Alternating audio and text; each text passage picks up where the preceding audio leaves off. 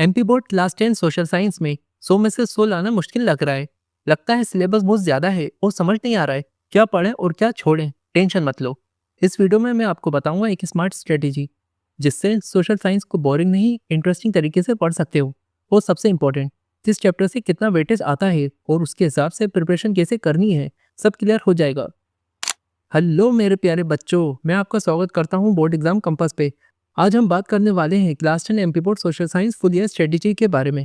देखो, social science कोई boring subject नहीं है। ये सब्जेक्ट हमारे आसपास की दुनिया को समझाता है। हिस्ट्री बताता है हमारा देश आज़ाद कैसे हुआ, किन लोगों ने बलिदान दिया, दुनिया कैसे बदली। ज्योग्राफी बताता है नदियाँ कैसी बनती हैं, पहाड़ कैसे बने, कौन सी मिट्टी में कौन सी फसल होती है। सिविक्स बताती है हमारे राइट्स क्या हैं, गवर्नमेंट कैसे काम करती है, इलेक्शंस कैसे होते हैं। इकोनॉमिक्स बताती है पैसे का सिस्टम कैसे चलता है, डेवलपमेंट क्या होता है, इकोनॉमिक्स कैसे ग्रो करती है। मतलब सोशल साइंस लिटरली हर जगह है। इसलिए पहली चीज़, इस सब्जेक्ट से डरना नहीं है। मेरा टारगेट सिर्फ एक या दो बच्चों को टॉप करवाना नहीं है। मेरा टारगेट है मेरी पूरी यूट्यूब की फैमिली अच्छा परफॉर्म करे अपने बोर्ड एग्जाम में। लेकिन एक कंडीशन है, आपको स्मार्ट स्ट्रेटजी फॉलो करनी होगी। सोशल साइंस के 4 पिलर्स या 4 सब्जेक्ट्स होते हैं, हिस्ट्री, ज्योग्राफी, सिविक्स, इकोनॉमिक्स। वो गलती क्या होती है, स्टूडेंट सिर्फ अपना फेवरेट पार्ट पढ़ता है और बाकी इग्नोर कर देता है। ऐसा बिल्कुल नहीं करना, सबको बैलेंस इंपॉर्टेंट देनी है।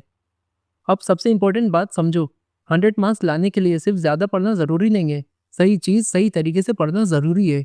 हर चैप्टर का वेटेज अलग होता है। अगर किसी चैप्टर से सिर्फ 2 मार्क्स का क्वेश्चन आना है तो उसके लिए 10 पेज का बड़ा आंसर रटने का कोई मतलब नहीं है। वहाँ MCQs, fill in the blanks, one word answer और शॉर्ट कॉन्सेप्ट्स पर फोकस करना चाहिए। और अगर किसी चैप्टर से 4 या 5 मार्क्स आते हैं तो डिटेल प्रिपरेशन करनी चाहिए। यही होती है स्मार्ट प्रिपरेशन। एक बात हमेशा याद रखना, इंपॉर्टेंट चैप्टर्स नहीं होते, इंपॉर्टेंट स्ट्रेटेजी होती है। हर चैप्टर इंपॉर्टेंट है, बस एग्जाम पैटर्न के हिसाब से प्रिपरेशन अलग होती है। इंटरनल मार्क्स की बात करें, कुछ स्टूडेंट सोचते हैं सिर्फ 25 मार्क्स तो है स्कूल के हाथ में, क्या होता है। बिल्कुल, तो क्या करना है, प्रोजेक्ट वर्क टाइम पर सबमिट करो, असाइनमेंट्स कंप्लीट रखो, टीचर के इंस्ट्रक्शन फॉलो करो। सिंपल सी बात, अगर आप अपना काम ऑनेस्टली करोगे तो मार्क्स मिलेंगे। अब चलिए सब्जेक्ट वाइज स्टडीज समझते हैं। सबसे पहले बात कर रहे हैं हिस्ट्री की।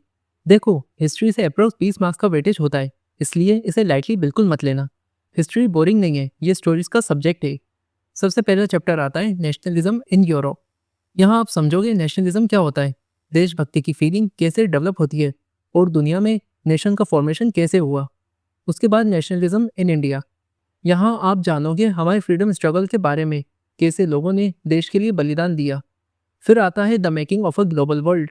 इस चैप्टर में समझ में आएगा कि दुनिया एक दूसरे से कैसे कनेक्ट हुई, ट्रेड, माइग्रेशन और ग्लोबल चेंजेस के थ्रू। उसके बाद the age of industrialization, factories कैसे शुरू हुई, इंडस्ट्रीज कैसे डेवलप हुई और आज जो मॉडर्न प्रोडक्ट्स हम यूज़ करते हैं कैसे बना। एंड लास्ट में इमॉर्टल मार्टिर्स, देश के वीरों ने अपने देश के लिए कैसे बलिदान दिया। सब यहाँ समझ आएगा। एक इम्पोर्टेंट बात, हिस्ट्री को रटना नहीं है, समझकर पढ़ना है। डेट्स और फैक्ट्स इंपॉर्टेंट है, लेकिन कॉन्सेप्ट्स क्लियर होना चाहिए। हिस्ट्री को स्टोरी के फॉर्म में पढ़ेंगे। अब एग्जाम स्ट्रेटेजी समझो। अगर किसी चैप्टर से 2 मार्क्स का क्वेश्चन एक्सपेक्टेड है तो फोकस करो एमसीक्यूज पर, fill in the blanks, match the following, one word answer, short definitions पर।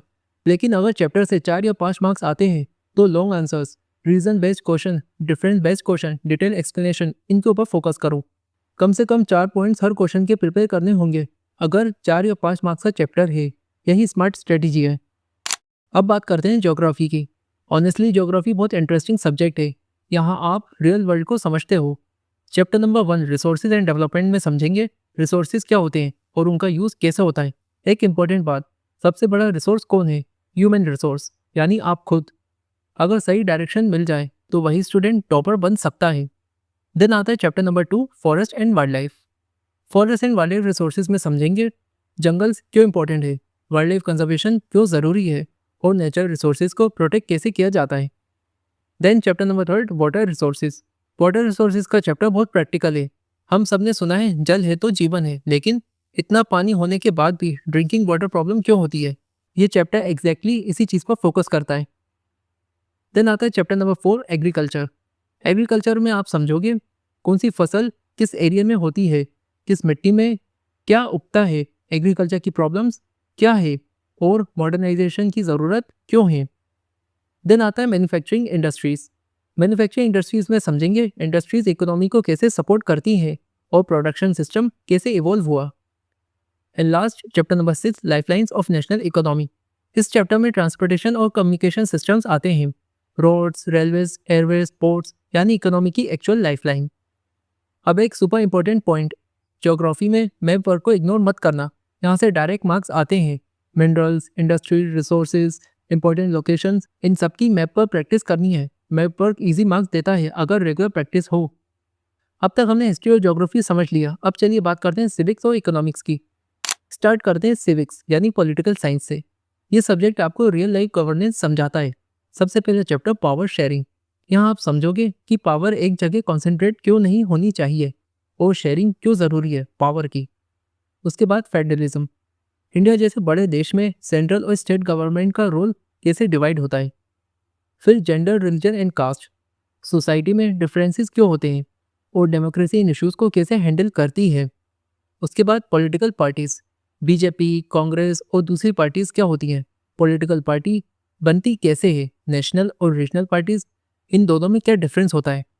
And finally outcomes of democracy, democracy हमें क्या देती है, क्या बेनिफिट्स हैं, क्या चैलेंजेस हैं। सिविक्स को रटना नहीं है, लॉजिक से समझना ही। अब आता है इकोनॉमिक्स, बहुत इंपॉर्टेंट सेक्शन। चैप्टर नंबर 1 है डेवलपमेंट। इस चैप्टर में समझोगे प्रोग्रेस क्या होती है और डेवलपमेंट को मेजर कैसे करते हैं। देन आता है chapter number 2 sectors of Indian economy. इस चैप्टर में समझोगे अगर कोई फार्मिंग करता है, रेलवे में काम करता है या फैक्ट्री में काम करता है तो वो इकोनॉमी के किस सेक्टर में आता है। देन आता है chapter number 3 money and credit. ये चैप्टर बहुत इंटरेस्टिंग है।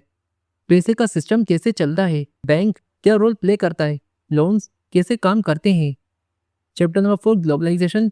इस चैप्टर में हम समझेंगे फॉरेन कंपनीज, इंपोर्ट्स, एक्सपोर्ट्स और दुनिया के इकोनॉमिक कनेक्शन के बारे में। और चैप्टर नंबर 5 कंज्यूमर राइट्स में जानोगे अगर किसी कंपनी ने गलत प्रोडक्ट दिया है, फ्रॉड हुआ, तो आपके राइट्स क्या हैं। हम आ गए हैं सबसे इंपॉर्टेंट पार्ट एग्जाम स्ट्रेटेजी पर।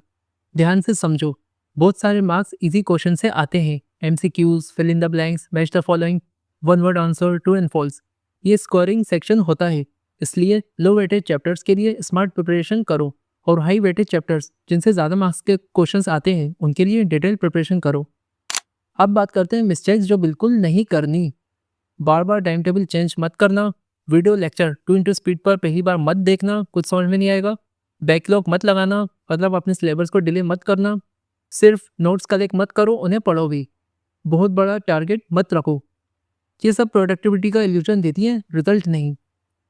अब क्या करना है, डेली टारगेट्स बनाओ, वीकली टारगेट्स बनाओ, उन्हें अचीव भी करो। सिलेबस को मंथली डिवाइड करो, किस मंथ में कितना सिलेबस कंप्लीट करना है। नवंबर से पहले कोशिश करो तुम्हारा सिलेबस कंप्लीट हो जाए सभी सब्जेक्ट्स के। रिवीजन मिनिमम 3 टाइम्स करो, ओके। PYQs चैप्टर कंप्लीट होते ही सॉल्व करो। सैम्पल पेपर्स को सिलेबस कंप्लीट करने के बाद ही सॉल्व करना। सबसे मेन ऑफलाइन कोचिंग ज्वाइन करो, मेनली मैथ्स और साइंस के लिए।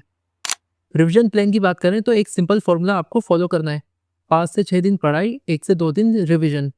जितना रिवीजन स्ट्रांग होगा उतनी रिटेंशन स्ट्रांग होगी, यानी चीज़ों को आप ज़्यादा लंबे समय तक याद रख सकोगे। सेल्फ एनालिसिस भी करना है, हर चैप्टर को कंप्लीट करने के बाद अपने आप को रेटिंग दो। 90 to 100% रेटिंग हो तो ready, 50 to 80% rating average, below 50% weak. Weak topics के डाउट्स इमीडिएटली क्लियर करो। देखो मेरे बच्चों, क्लास 10th लाइफ का एक इंपॉर्टेंट स्टेज है। अगर आप स्मार्ट स्ट्रेटेजी को फॉलो करोगे तो एक्सीलेंट मार्क्स ला सकते हो। डरने की बिल्कुल ज़रूरत नहीं है। Consistency plus smart study is equal to success. आज से डिसाइड करो, नो एक्सक्यूजेस, ओनली प्रिपरेशन। अगर ये वीडियो हेल्पफुल लगा तो चैनल को सब्सक्राइब करो, वीडियो को लाइक करो और कमेंट्स में लिखो mission to get 100 out of 100 in social studies started. मिलते हैं नेक्स्ट वीडियो में। Thanks for watching.